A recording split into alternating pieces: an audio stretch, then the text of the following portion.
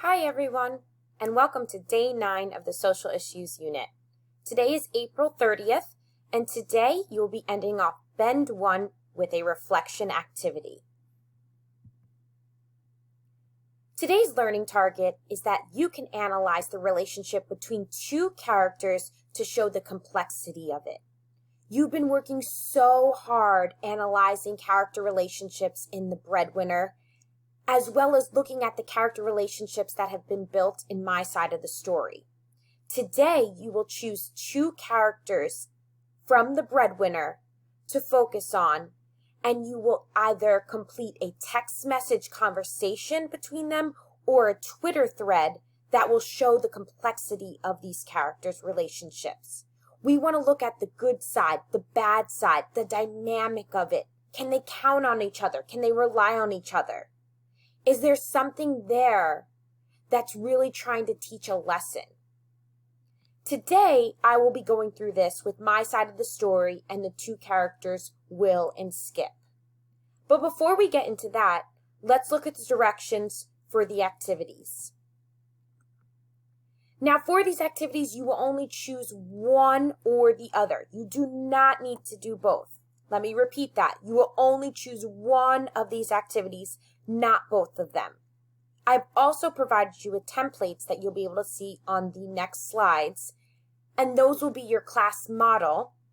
I will also have this available on your student digital journal so that you can type right into it.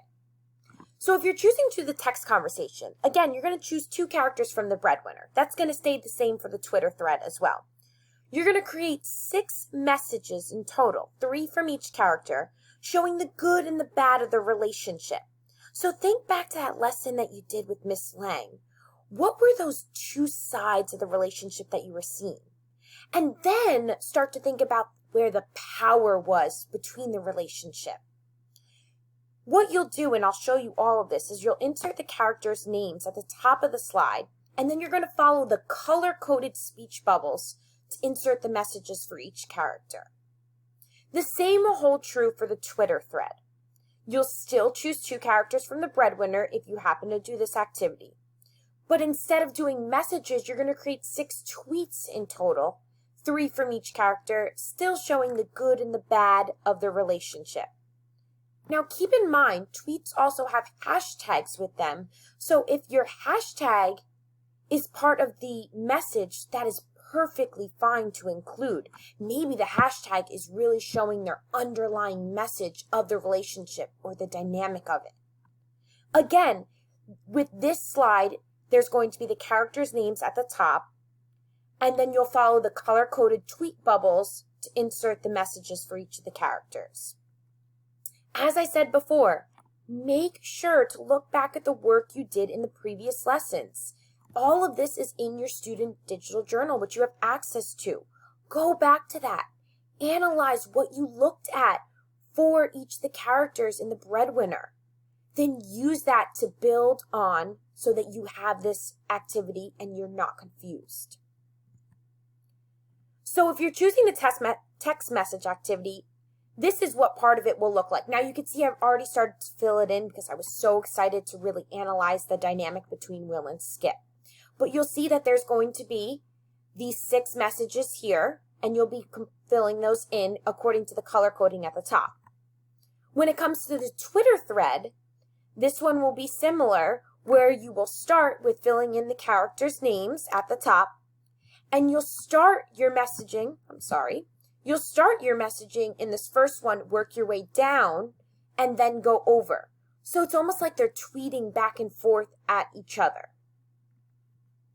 Now, before we can get started into this, I wanted to go back to my side of the story. So you'll want to have The Breadwinner available and be able to open that. So if you're reading it on your e-reader or on Epic or you're listening to it on Audible, make sure that you have that out. So take a second to do that. And maybe take a second to also open my side of the story, just in case you did any annotations on it. And even if you didn't, it's nice to have it out in front of you. As you can see, I've highlighted certain parts from this. So as I was reading through this and then rereading it again, I realized some certain things I was noticing. So when it comes to Will and Skip, of course they have that brotherly sibling rivalry that's there. But I realized that the one brother seems to be a little bit more athletic, a little bit more sporty than the other one, right?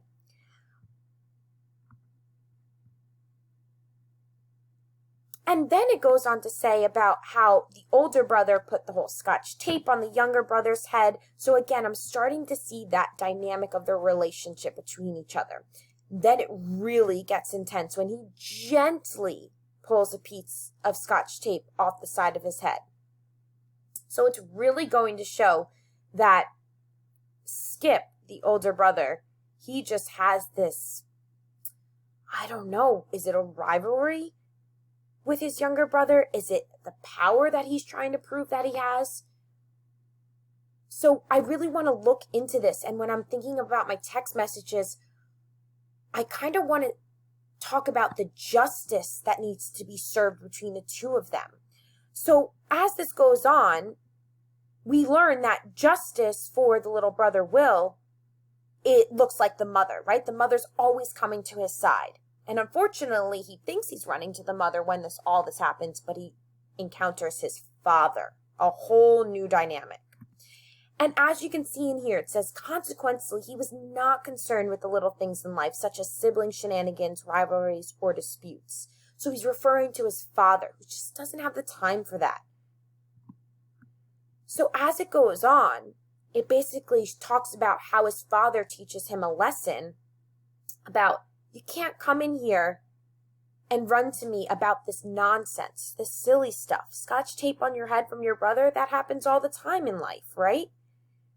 So when I'm thinking of my messages to each other, I was hoping that maybe Skip could actually teach Will something in the end about justice and how maybe running to a family member isn't always going to get you what you want. So the last parts that I was highlighting is that when the father was like, here's what to do with the Scotch tape. And with that, he pulled the whole wad off my head, along with 50 or 60 of my hairs. So again, he's not getting the justice that he wants. Not like Mom, who always gives it to him. Instead, the blame is basically being put back on him for something his older brother had did. And at this point, we know that his older brother gets a big chuckle out of this and runs out of the room. But I want you to keep in mind that he didn't stay there to talk to the dad afterwards. Instead, he ran out of the room. And then the story goes on to how Will wants to get justice. So he realizes that smaller justice comes in the fact that he'll mess around with one of his trophies. So there's a lot to take in from this. But what I can see so far is that the two brothers really have this back and forth dynamic between each other where they almost want to like one-up each other.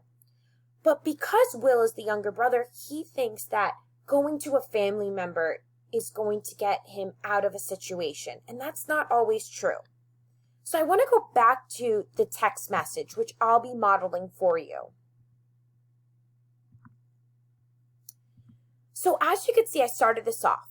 My first character is Will. I want Will to reach out to his older brother because to me, that's what he's kind of seeking in this. He wants his older brother to like him, but he's struggling with that.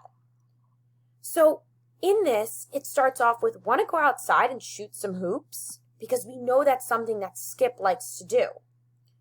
So Skip responds back, you shoot hoops? Laugh out loud. Again, we know that Will is not the most athletic. We could see that trait throughout the story. But we also want to show the dynamic of that brotherly relationship that's there. So if I'm thinking back to the story, again, I want to show that Will is the younger brother. So he does want to learn from Skip, but he doesn't want to just outright have to always say that. So he does it in like a snarky way. So his response to this is, well, I figured you could teach me a thing or two, like most older brothers do. Now, as you can see, the text has gone outside of the message bubble. Easy enough with the formatting. Highlight it, go smaller with the font size, and maybe you just make the bubbles a little bit bigger. You have every right to go ahead and reformat these. As you can see, my first two ones fit in there perfectly, so I didn't need to reformat. So please take the time to reformat and adjust the different sizes with the speech bubbles. So going back to this conversation, so it goes to show the snarkiness that they have between each other, which is what I was reviewing when I was rereading the story, right? But we know that basically Skip acts like he has no time for his little brother, and he just doesn't even want to he doesn't even have the patience or just want to put the effort forth to even help him out. Kind of like a typical older brother type of viewpoint or perspective that he's having, right? So I'm thinking his response basically has to kind of show that this is just going to be a waste of time if he even were to try to help him out. So he responds, no point. It'll be a waste, and then you'll run to mommy when you lose. So again, he's bringing in this point of how the little brother always tries to seek justice by going to a family member, particularly the mom, because he's learned that the dad just really is not having it.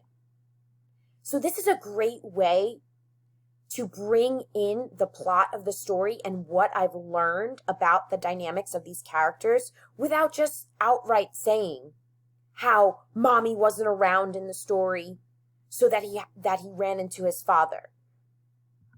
So now it's going to be Will's opportunity to respond back. So again, at this point, if I were him, I would be a little ticked off. I would be a little